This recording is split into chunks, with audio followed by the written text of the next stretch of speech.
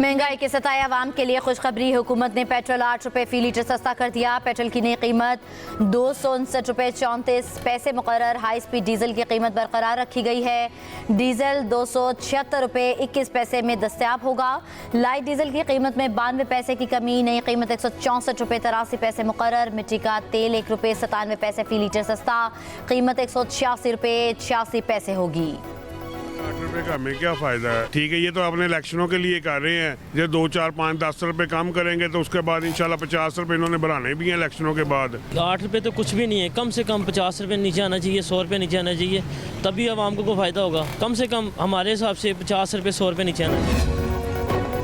Petrol सस्ता और बिजली महंगी करने की तैयारियां। बिजली फी यूनिट 5 रुपये 62 पैसे महंगी होने के इम्कान। सार्फिन पर 49 अरब से जायद का बोझ पड़ेगा।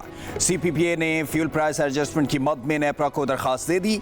अथॉरिटी 31 जनवरी को समाअत करेगी।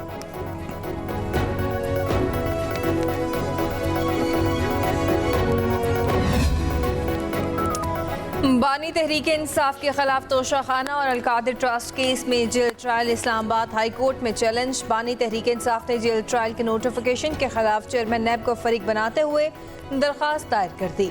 मौक़िफ़ इख्तियार किया गया कि जेल ट्रायल के नोटिफिकेशन गैर कानूनी बदनीयती पर मबनी है। जेल ट्रायल के नोटिफिकेशन को कलअदम करार दिया जाए।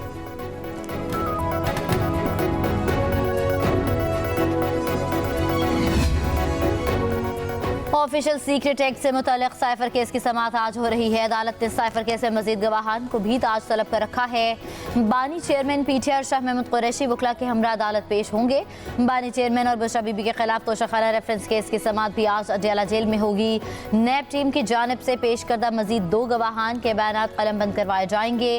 केस की समाअत एहतसाब अदालत के जज मोहम्मद बशीर करेंगे।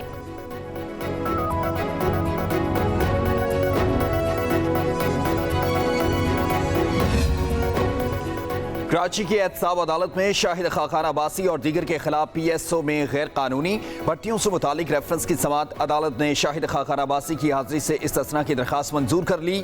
रेफरेंस की मजीद समाअत 17 फरवरी तक मुलतवी।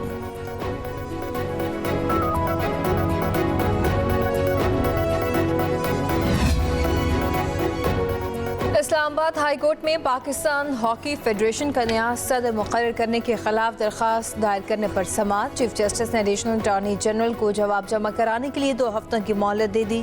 पाकिस्तान स्पोर्ट्स बोर्ड ने भी अदालत में अपना जवाब जमा करवा दिया।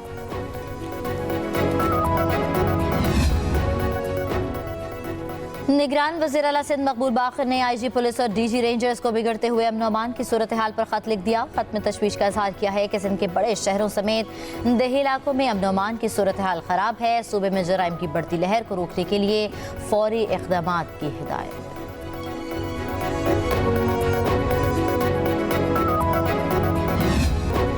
पंजाब, सिंध और खैबर पख्तूनख्वा के मैदानी इलाकों में धुंध के डेरे। मुतादिद मुकामात पर मोटरवे बंद कर दी गई। धुंध के बायस बेशतर परवाजें भी मुतासर। मोटरवे हुकाम की आवाम से दिन के औकात में सफर करने की अपील।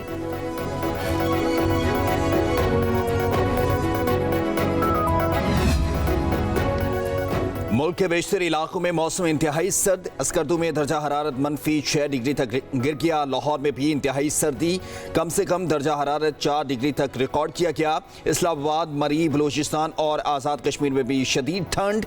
पंजाब, खैबर पख्तूनख्वा और बलाई सिंध में भी सर्दी की शिद्दत बरकरार। गिलगित बल्तिस्तान में चंद मकामात पर बारिश और बर्फबारी का इम्कान।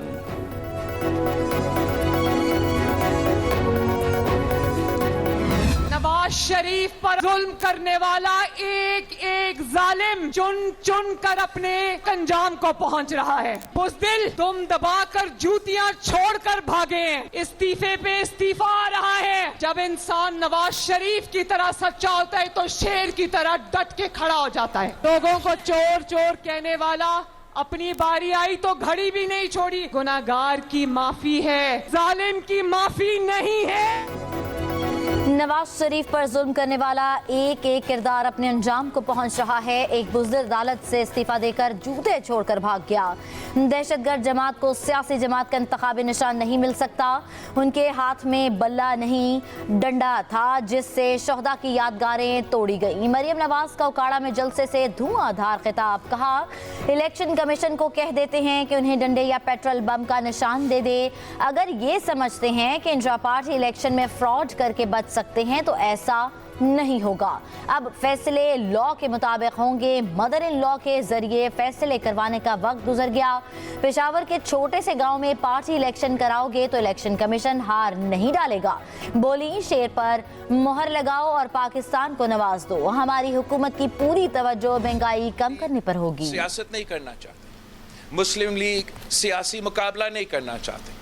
मुस्लिम लीग अपने मुखालफीन को, अपने सियासी मुखालफीन को पिच से आउट रखना चाहते हैं और अकेला खेलना चाहते हैं। नून लीग के इरादे हैं, जो नून लीग का सियासत है, अब वो जमहूरी नहीं रहा।